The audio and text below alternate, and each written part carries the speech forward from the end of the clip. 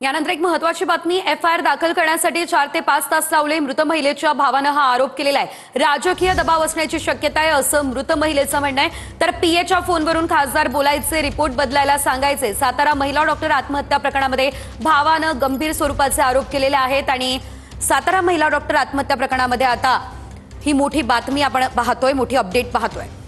एकंदरीत आपण जर पाहिलं तर भावानं गंभीर स्वरूपाचे आरोप केले। एफआयआर दाखल करण्यास 4 ते 5 तास लावले असं मृत महिलेच्या भावाचं म्हणणं आहे।